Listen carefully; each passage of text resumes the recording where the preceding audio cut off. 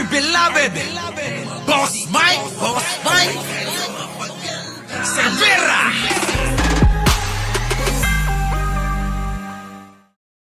Ay, naku. Anyway, sige, eto na. Pasok ka doon. Na yang hearing na yan ng committee ni Senator De La Rosa. Bakit? Nagpasweldo si Beth Lalayen. Labayen. Nandyan na. Thank you naman, Boss Beth. Boss Beth Labayen. No, thank you sa inyong panghapunan ko. Okay, bakit? Bakit Senator Gadon? Malupit yan, ha? Litin mo. Pasok. Itigil na yang hearing na yan ng committee ni Senator De La Rosa.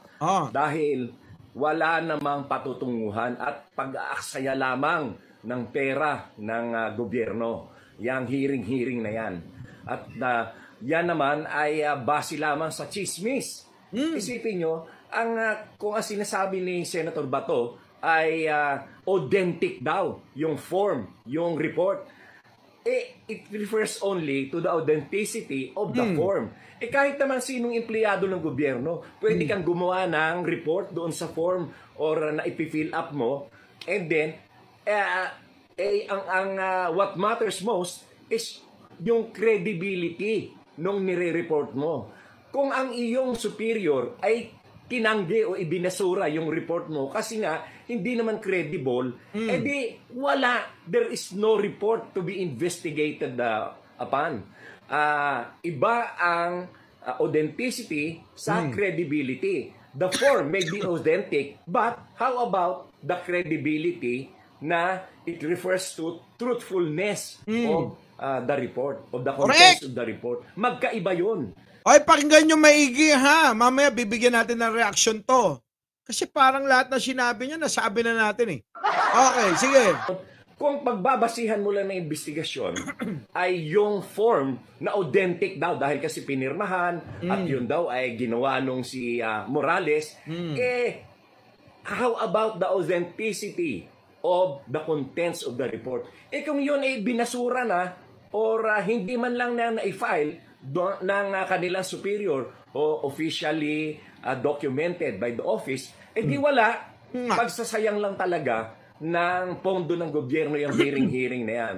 Ako nananawagan ako kay Senator, kay Senate President Mig Zubiri na palitan, tanggalin na dyan sa committee na yan si Bato de la Rosa. Dahil kasi, nakita nyo naman, wala naman talaga pinatutunguhan, kundi gusto lang ay mag-create ng destabilization kay President Bongbong Marcos. Naku po.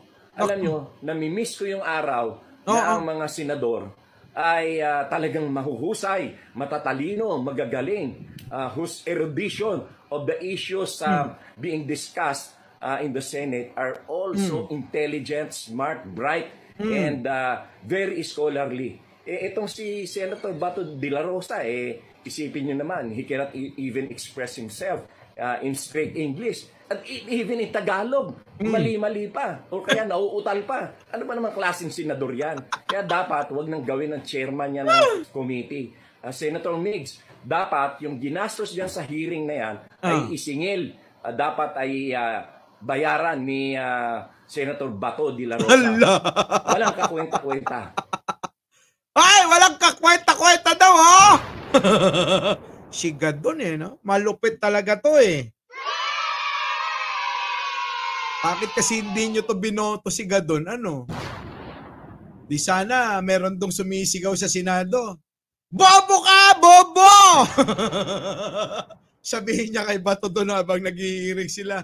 Bobo ka ba to? Bobo!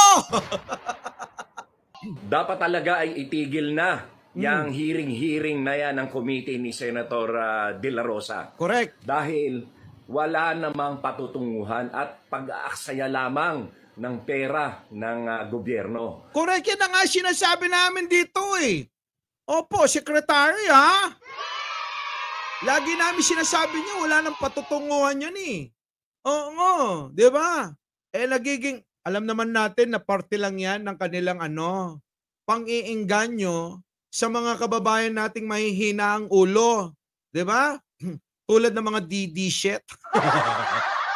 Para lalong magalit, ha? Parang lalong sumiklab yung kanilang damdaming hindi mo alam kung kanino nila pinaghuhugutan.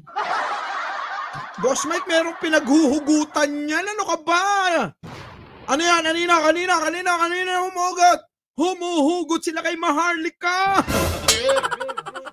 Yan naman ay base lamang sa chismis. Isipin nyo, kung ang sinasabi ni Senator Bato ay authentic daw yung form, yung report. It refers only to the authenticity of the form. Kahit naman sinong empleyado ng gobyerno, pwede kang gumawa ng report. Yun na nga sinabi namin. Oo, sige, authentic na yung papel, di ba? Authentic na yan. Papel yan. Pero yung laman ba? Yung laman ba ng papel legit? Authentic ba yung laman ng papel? Yung papel ba to? O sige, bigay na namin sa'yo. Pero yung laman ng papel ay hindi kami papayag na maniniwala basta-basta na totoo yung mga nakasulat at nilalaman nun. Diba? Oh, sige, pasok. Doon sa form or na ipi-fill up mo. And then, what matters most is yung credibility nung nire-report mo. Kung ang iyong superior ay tinanggi o ibinasura yung report mo kasi nga hindi naman credible, edi wala. Wala. Hindi nga binasura nga, hindi nga credible Diba? Pagtingin mo pa lang kay sino to? Si Calvo, sino yun? Si Morales?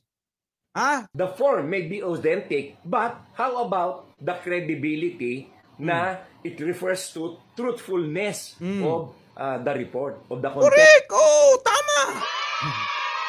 Sinabi na rin namin yun Secretary Attorney Larry Gadon. Teka, attorney ka pa po ba, Secretary? Hindi po ba kayo na-disbar? Of the report, magkaiba yun. Ngayon, kung pagbabasihan mo lang ng investigasyon, ay yung form na authentic daw dahil kasi pinirmahan at yun daw ay ginawa nung si Morales, how about the authenticity of the contents of the report? Kung yun ay binasura na or hindi man lang na-file ng kanilang superior o officially documented by the office, di wala. Di wala! Ay, ano pang problema ni Bato? Secretary Gadon, wag daw kayong ma-high blood. Baka mamaya, masugod kayo, ma-stroke kayo.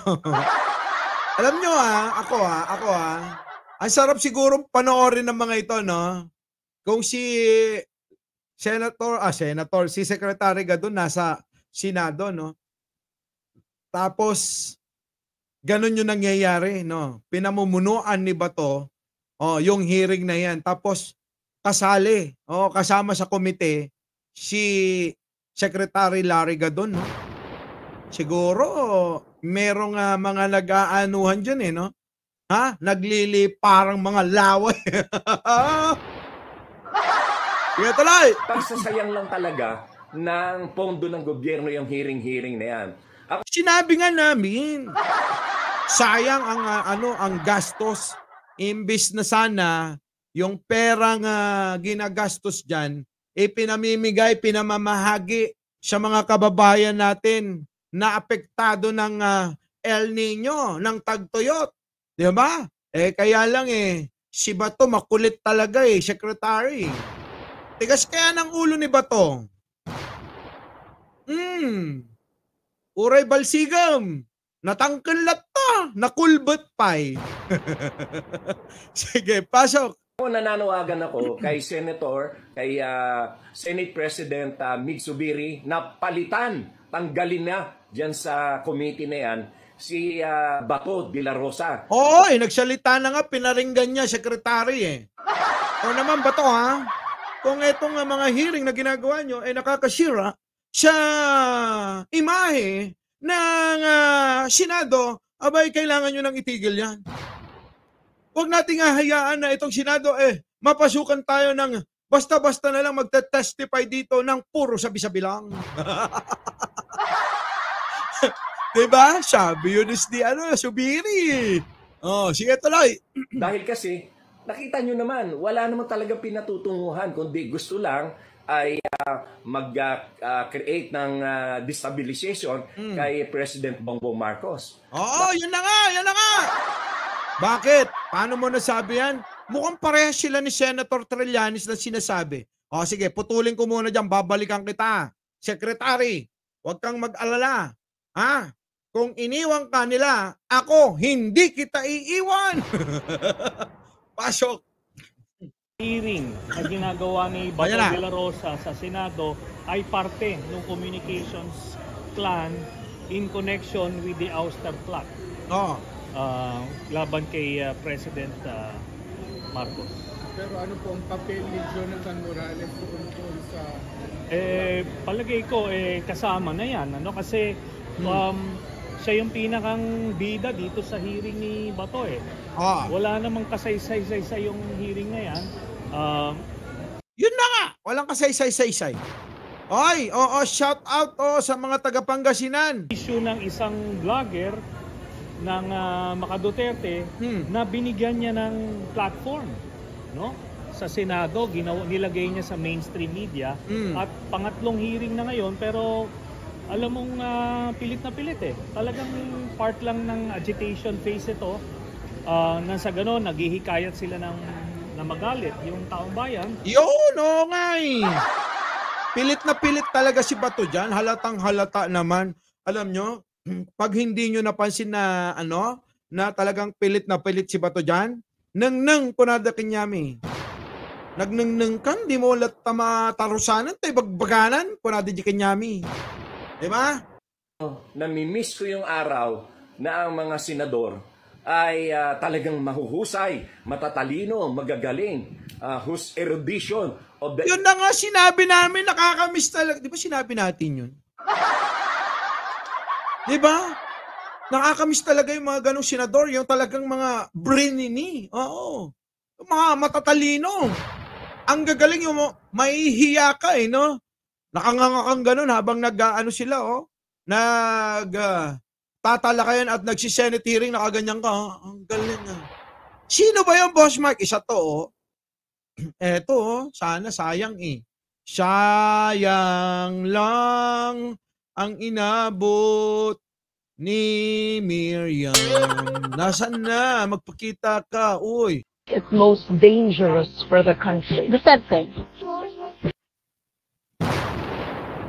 Galing yan, Huwag niyong pakinggan yung sinabi niya, Magagalit ang mga DD shit. Huwag niyong pakinggan yung sasabihin niya. Sabi, ng isang batikan, magaling, PBBM lang malakas, tingnan niyo. Who do you think is most dangerous for the country? The sad thing.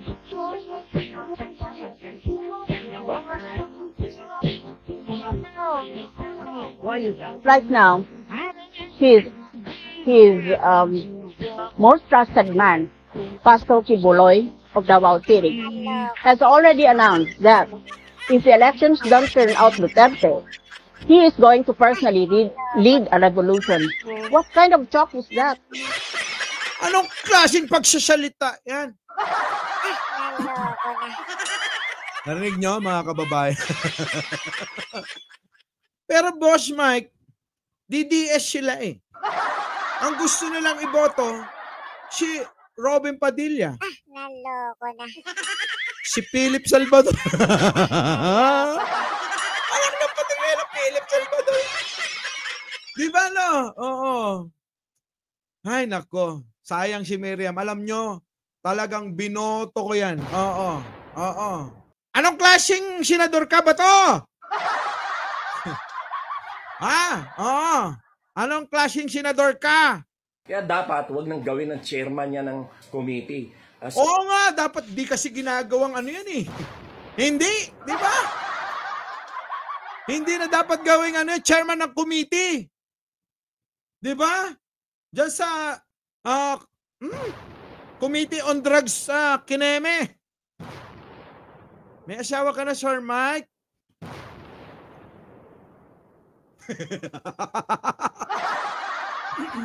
Pasaw ko. Senator Migs, dapat yung ginastos dyan sa hearing na yan ay isingil. Dapat ay bayaran ni Senator Bato de la Rosa. Oy, bayaran mo! Dapat ganun no? Dapat si Bato, dapat magbayad ka. Magbayad ka! Ay, Sir Vera po, laging nagpapaalalang mahalin natin ang ating kapwa, ipagdasal natin lagi ang ating bansa. Magandang umaga, magandang hapon, at magandang gabi sa mandako ng mundo. Naroon kayo syempre, magandang buhay na rin para sa ating lahat. Our beloved Boss Mike, Boss Mike.